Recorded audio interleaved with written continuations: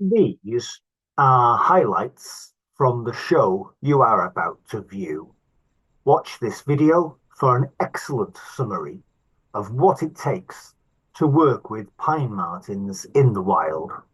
Semi-retired ecologist Dr. Johnny Birks describes how his career developed.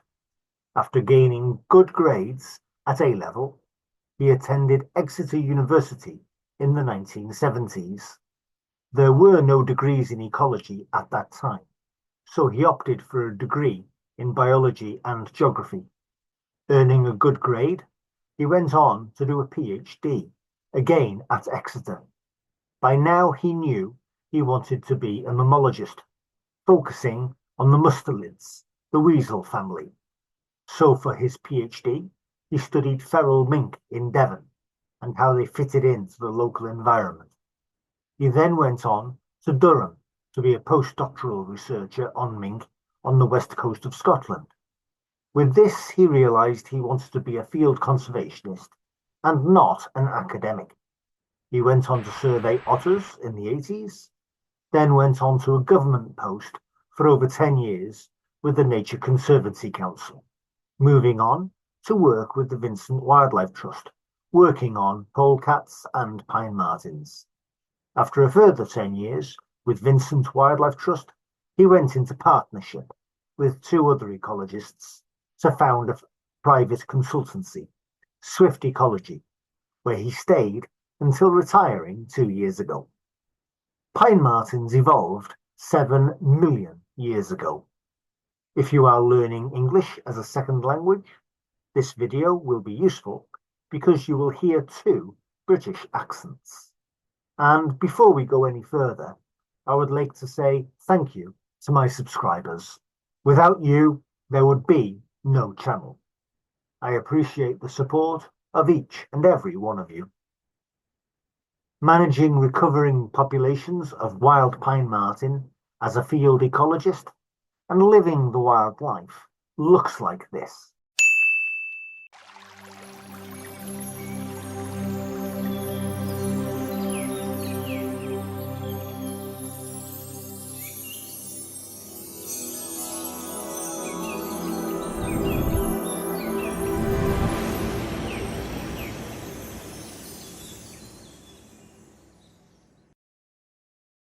What do you do? I describe myself as a supposed to be retired mammal ecologist, and I'm very lucky to be involved still in some work on pine martens. I go north at least twice a year to do work on pine martens, monitoring their recovery, supporting their recovery. I do local projects on mammals and stuff around here where I live in the West Midlands. For somebody who wants to work with pine martens professionally, we're going to regard you as a blueprint for professional success. So no pressure. Thank you. Johnny, how did your career develop? Fairly conventional. I got decent A levels at school, and then I went to Exeter University, and this was in the mid 1970s. There were no degrees on ecology at the time. So I did the next best thing, which was a degree in biology and geography, combined honours. And I got a good result there. That enabled me to stay on and do a PhD.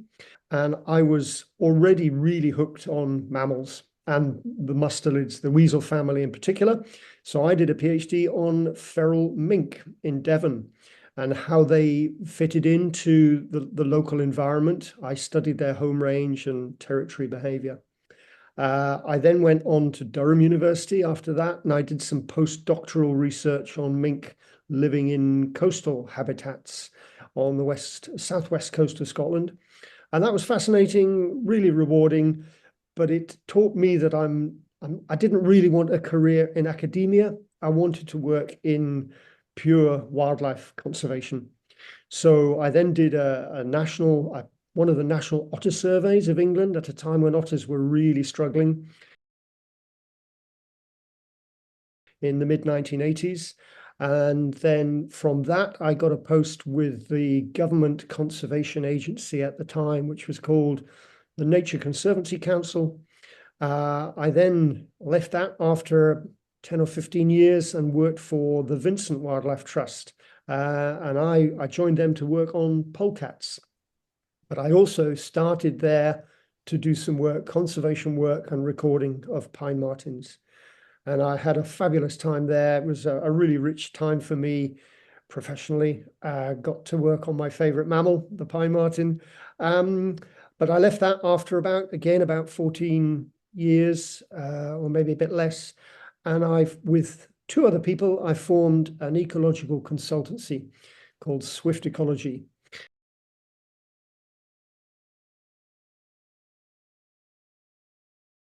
And I worked there until I retired a few years ago.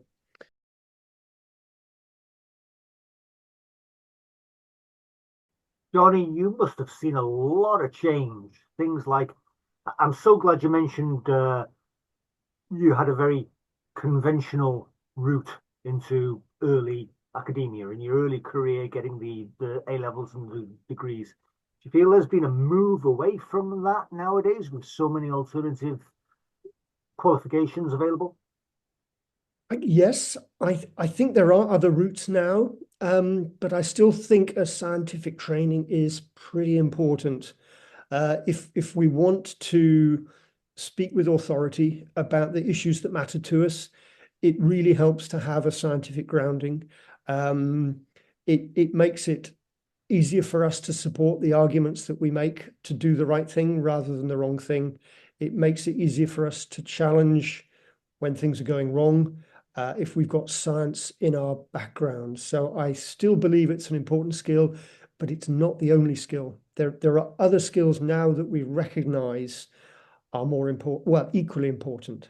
How a lot of people come through school and university and they don't have many basic field skills. So when we want to do field work on say pine martens, monitoring their recovery, we need to recognize their field signs. And that's a big thing that people can learn through volunteering.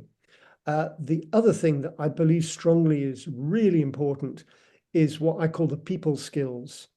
Now, the weasel family and things like polecats and pine martens, they can cause conflicts with human activity. And if we are to win the hearts and minds that we need to encourage people to tolerate species like that, then those people skills are really valuable. So, and again, they're not easy to learn in conventional ways. We can learn them by just being rounded people, by having maturity, by being able to see other points of view, and then fashion arguments to help people see what we believe is right.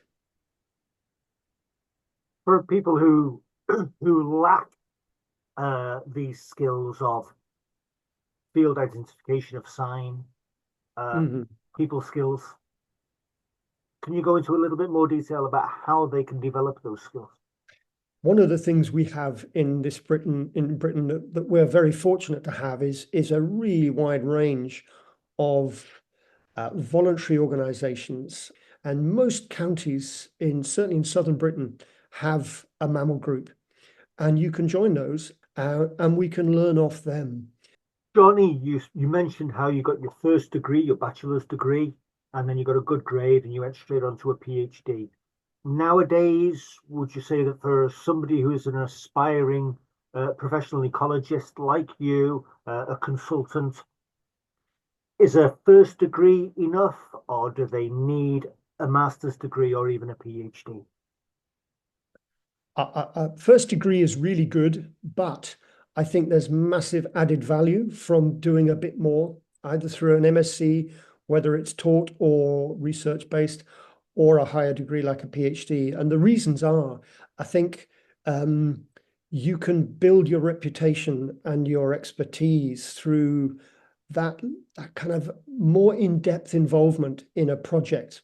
It can also help you make the decisions about where your skills and your future really lie. Go for a higher degree, but also don't neglect the ways outside of that that you can add to your skills. So, for example, I can remember when I was at Durham doing my postdoc on mink, I helped to found the Durham Bat Group. But I learned so much from that, which then helped me to get a proper job when I joined the Nature Conservancy Council. The fact that I'd spent my spare time doing something relevant, talking to householders about tolerating bats in their roofs and things like that, that really, I know that helped me get the job that I finally got. So I think there is a growing recognition amongst foresters in both the state and private sector that actually pine martens are quite good to have around. They're also recognizing from recent research how pine martens can act as biological control for free of things like grey squirrels. How would you describe pine marten conservation today here in the UK, and what effect, if any, does politics have? Yeah, good question. It's an encouraging time, but it's also an uncertain time.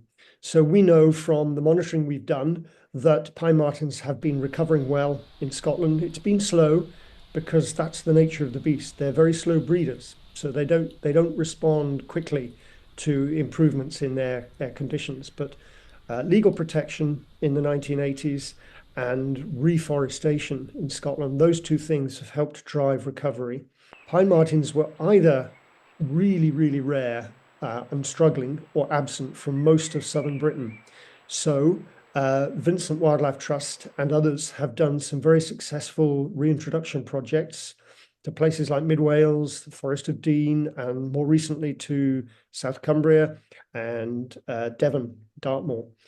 However, the uncertainties come from two main areas. One is Britain is still one of the most deforested countries in Europe.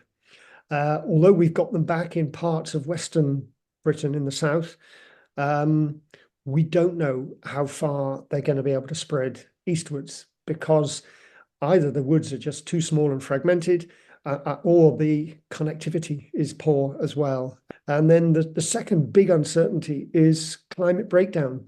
The big issue over the next 50 years is the catastrophic collapse of forest ecosystems because of global heating. And that doesn't sound good for a woodland dependent mammal like the pine marten. If a person, a new entrant into conservation biology, mammalogy, is watching this and champing at the bit, as I would have been 35 years ago to get experience with pine martens, how can they? I mean, if it was Scottish wildcats or beavers, it would be really hard to get involved. What's the position with pine martens and getting experience? Yeah, you're right. There are some big geographical differences. So anybody based in Scotland and Northern England, for example, they've got a good chance of tapping in through either their local wildlife trusts or their local mammal group, tapping into volunteer opportunities to learn about surveying for pine martens, putting up den boxes, things like that. But things are now improving further south, particularly if you're in the west. The Vincent Wildlife Trust, they have a new project that started last year. It's called Martens on the Move, and it's lottery funded, and its aim is to involve the public, citizen science, in supporting and monitoring the natural recovery, the natural expansion of pine marten populations. And their particular focus is in southern Scotland and northern England, and then in Mid Wales and the Welsh Marches. So anybody who's living near those two areas, if they get in touch with Vincent Wildlife Trust via their very good website, they can find out about opportunities to get involved. And then I've mentioned already, we've got a new reintroduced project down in Devon, led by the Devon Wildlife Trust. There's some in the Forest of Dean, and that was done by Gloucestershire Wildlife Trust, and it's now being led, I think, by Forestry England. And then in South Cumbria, where martens have begun to spread anyway and reappear, there's a new project there supporting pine marten recovery in South Cumbria. So yes, it's tough. Oh, and finally, there is a population that's kind of appeared mysteriously in the New Forest in Hampshire, and possibly also in Wiltshire. And we don't quite know how they got there, but they're certainly there. Evidence from camera traps confirms that there are pine martens there, and they seem to be breeding in the New Forest. So there is another opportunity. It's monitoring is being led by a group called Wild New Forest. So worth getting in touch with them. So yes, it's a bit tough if you're in the far east of England or the southeast where we don't have pine martens. Although in the southeast there is an interest in reintroducing pine martens because they've got quite high woodland cover in the southeast of England. So yes, things are improving in terms of accessibility and opportunity for people who want to get involved in pine marten fieldwork. Oh, that's fantastic. Johnny, as regards the nest boxes, what sort of challenges have you come across perfecting those? Ah, we've learned that any old box design isn't necessarily good enough, particularly for the rather fussy breeding females. Uh, they um, they have particular requirements based on safety and the survival of their young. And so you can put up all sorts of boxes and you'll find that only some of them are actually going to get used because of either the way they're designed or where you put them. It's basically a case of trying to tune into how these animals think and how best we can meet their needs. One of the things I'm left with, though, is the belief that we don't want pine martens to be forever dependent upon den boxes. We want to be growing forests that meet human needs like timber and recreation, but also providing natural den sites.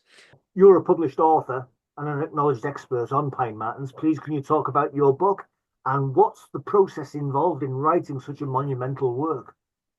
Well, thank you for mentioning my book. There's a second edition coming out very soon, next week, I think. It's published by Whittet.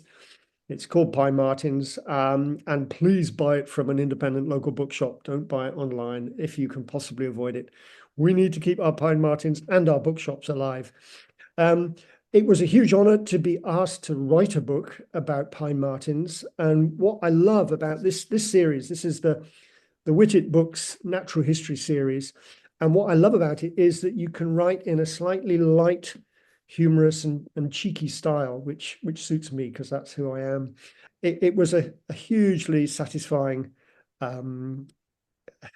venture, and it meant I had to do a lot of reading of research by other people across Europe, and I've got a lot of international contacts who've helped me in all sorts of ways to understand pine martens in different countries and the issues they face that are often different from ours.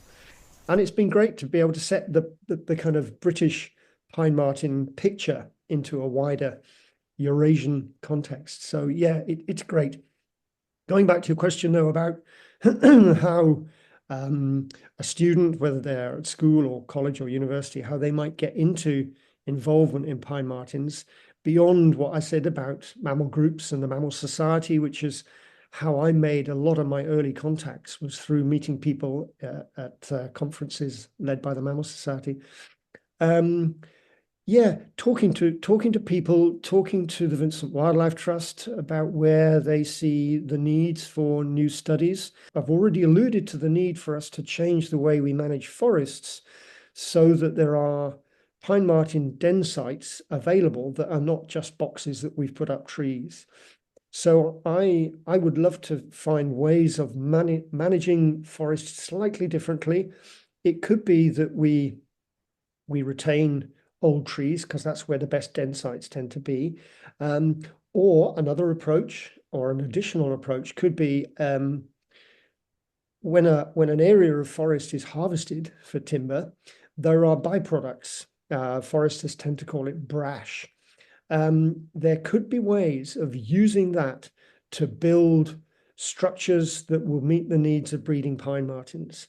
I had in my head a thing called a marten tower, and I'm not an engineer, so I don't know how it could be safely built. But I know ingenious foresters who are thinking already on how to create a decent density of pine marten structures because pine martens, they don't have the stink defense of the other mustelids. They need to climb out of reach of danger. So they need elevation, particularly when they're breeding, having their litters. They need to be above ground. So that's one thing. The other area that I think is ripe for students to get involved in is at the more sociological end of pine marten conservation, where we need to understand that not everybody likes pine martens. We need to get our heads around what the areas of conflict might be. So questionnaires are a great way of tapping into local attitudes and concerns. If you design your questionnaire right and you target your audiences right, there are all sorts of things that we can learn. And what are the areas of conflict, whether they're real or perceived, that we need to be addressing as conservationists to secure the future for pine martens? Johnny, in a nutshell, what advice can you offer new entrants into ecology wanting to specialize in pine martens or mustelids in general? Conservation, it's often not about just improving habitat for animals. It's often about what goes on between people's ears. It's stuff in our heads, the values that we hold. By engaging with people in the right way, we can influence their values and their attitudes. So that's something to bear in mind. And it means that when we think about a career in conservation, yes, the science is important, but we need people who are bigger than that. We need people who have life experience, communication skills, rounded people, maybe with a bit of humor and a lot of tolerance. Whilst it's great to get your teeth into the kind of wildlife projects, don't neglect the other areas of life. Things like sport and art and love and music and travel, literature, all of those things help us be the rounded people that can make just as much difference for the conservation of pine martens as the scientist at the core. I'm beginning to sound like a really old fart, so forgive me for that. We are in a climate and ecological emergency. I took the decision some years ago that I should stop being frightened of being an activist, because we need change fast. We're heading fast towards the edge of a cliff, and we need to put the brakes on very, very soon, and we're not doing it.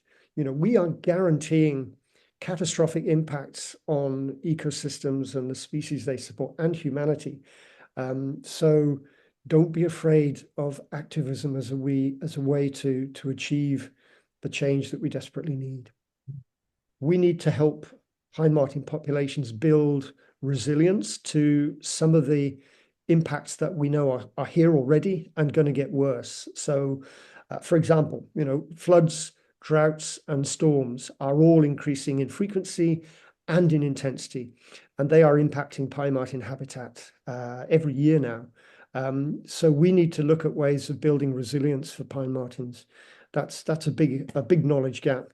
There's issues around genetic diversity as well, because there's good evidence that both in Ireland and in Britain, pine martens have been through a genetic bottleneck, which has affected their genetic diversity. And we need to think about whether we should be considering improving their genetic diversity to help them be at their most adaptable, to give them a future. Johnny, you are a professional ecologist trying to retire, not managing it, still in the field, doing fantastic work for British Pine Martens, and indeed with an influence in Europe and around the world. Thank you very much indeed for being on the Practical Animal channel, Dr. Johnny Birks. Thank you, John. It's been a great pleasure and very good to meet you. Thanks a lot.